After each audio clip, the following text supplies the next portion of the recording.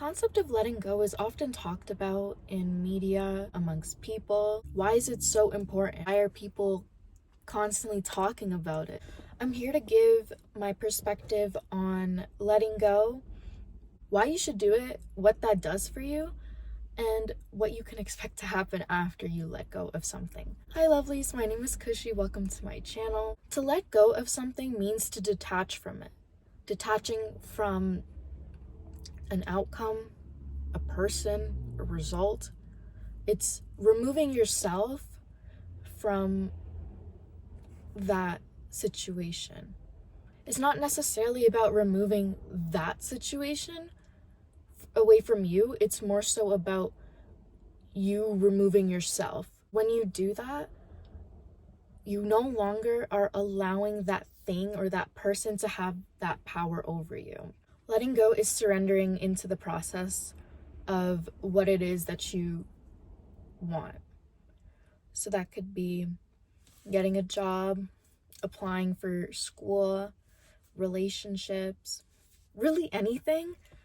But we get so caught up in anticipation and the result. We just want it now. We want it to be our way. We want it to be in control of it. However, we don't have control over everything. And that anxiety of what's going to happen next is so overpowering that it just consumes you, causes you to spiral, and creates more and more fear and doubt within you. Letting go and detaching from the outcome of what it is that you want is gonna release this heaviness off of your chest, because now you are no longer responsible for what the outcome is. You've done your part. You've done what it is that needs to be done. Now it's up to the universe to determine what happens. And you have no control over that. It's so easy to want to control everything that's around you when there's uncertainty in the unknown. If you don't do it, you're not going to know what's happening. If you don't control it, you're going to be left in the dark. And no one wants to be left in the dark, because that's scary. And that induces fear and anxiety. The more you try to control a situation or a person, the further they'll go. You will keep on chasing. You will keep on attaching yourself to that outcome. And it's going to drive you insane. In relationships, for example, if you're trying to control your partner, micromanage them, nag them, your partner is not going to want to be around you. Your partner is not going to want to spend time with you. They're not going to want to do things for you or listen to you. You're taking away their freedom because you're so desperately trying to control your dynamic with them. You can't entirely control it.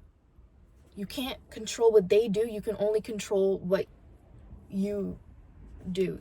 Letting go and surrendering is almost like boundaries in a way, where it's like if you're setting a boundary, the boundary is not telling the other person what to do. The boundary is telling the other person that if they do this, you are going to step away and you are not going to deal with that. It's similar to just letting go of things, that you are removing yourselves. Detachment from anything and everything is so peaceful because you have really nothing else to worry about. It's so much easier said than done. I can understand that. And I'm caught in this loophole as well. However, I can't stress this enough that letting the universe, God, the source, take care of your problems, it is so cathartic, because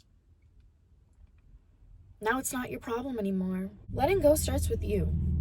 The more you think on it, the more you ruminate, the more you overanalyze, the more you spiral, and you're just in this state of fear. You're in this state of anxiety, and now you're just putting out desperate energy that you want this thing, that you want this person. You have to operate from an abundance mindset. If you're operating from a lack mindset and you believe that there's not enough for you, that if this thing doesn't work out, it's the be all end all for you, you're never going to see the good in anything. You're never going to see the other doorways that are possibly there for you. To be in an abundant mindset, you have to believe that everything is working for you and not against you. That everything is going to work out no matter what. If that person leaves you, if that situation doesn't work out, if you don't get that job, then something else will come in its place. Something better will come in its place. You have to think like that, because if you don't, you're only going to attract things that aren't going to help you grow, because like attracts like. So if you are constantly operating from a mindset that everything is going to work out no matter what, then you are putting your brain in receiving mode to different opportunities and doorways that you may not have otherwise been able to see if you were operating from a lack mindset. Because here's one thing about people with a lack mindset. These people don't want to look for anything else. These people don't want to see anything else. They want that one thing and one thing only, and they are not open to the idea of something better. They believe that that is what they deserve, and they do not want anything more than that. You could think that what you have is everything that you want. What if the universe has something better for you? What if God has a better plan for you? By staying with that, by clinging on to that thing that's weighing you down, you're not making room for God's blessings. God does not want you to suffer, but your life can't get better unless you show up for yourself. And a huge part of showing up for yourself is letting go of things that don't serve you, letting go of unhealthy attachments to things, people, places, and just understand that because we're constantly evolving and changing, that you have to let certain things go. If you let go of things, you make room for new things to come in, bigger and better things. This isn't necessarily about leaving things behind. This is more so just about detaching yourself from specific outcomes that limit you, essentially. Always be open-minded. Always be open-minded. I'll give you a personal example. I'm in the process of applying for postgraduate schools, and either I get in or I don't get in. If I get in, great, and if I don't get in, then I'm perfectly okay with that, because I know something else will show up. I know that there's going to be something else for me. It's not the be-all, end-all. Everything that I was worried about in the past, I've overcome it. There has been something better for me. When I keep looking back on my life like that and just remembering that I was able to overcome something, that life did get better for me, I believe that will happen in the future too. Instead of focusing so much on the outcome that you want, focus on being better. Focus on doing your part in the world, in your life. Who cares about the end result? Focus on yourself, work on yourself, build the skills that you need, meet the people that you gotta meet. But focus on yourself so that you can be ready to receive that result that you so badly want. Have you ever thought to consider that maybe you didn't get what you want because you weren't actually ready for it? Think about it like this. You want to be a doctor, right? You want to be hired as a doctor, but you haven't gone to med school. So you're in no way qualified to be a doctor. Well, it makes you think they're going to hire you. And if they did hire you, you're going to have no idea what you're doing. Similarly, a lot of the times we don't get what we want because we are not in a state of receiving it, and we are also not actually ready for it. What I mean by we're not in the state of receiving it is that everything around us is frequencies, yeah? So you are going to attract things in your life that match your frequency.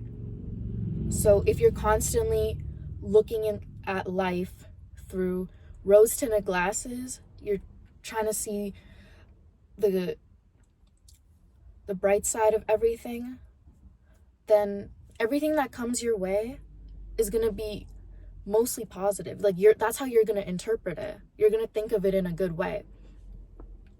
But if your mindset is very negative and it is rooted in lack and scarcity, everything that comes to you is going to be on a low frequency, and you're never going to feel like what you have is enough.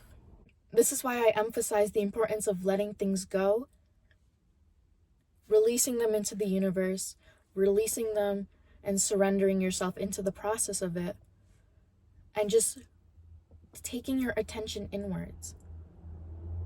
Focus on yourself. Let everything work in the background. You don't need to see everything right away. Let your story unfold. You'll realize that everything will be okay, and that things always turn out for the better.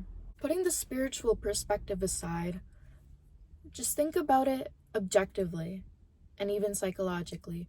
When you're constantly attached to something and you're ruminating on it, it will negatively affect your mental health. You're going to be in a depressive state, and you're just not going to feel happy because you're diverting all of your attention and energy towards a specific thing. But if you acknowledge that this is what you want, you're going to let things unfold, go with the flow, then your mind and body will just be more calm because you won't be spiraling, you won't be ruminating. You've accepted that whatever happens, happens, and that everything happens for a reason.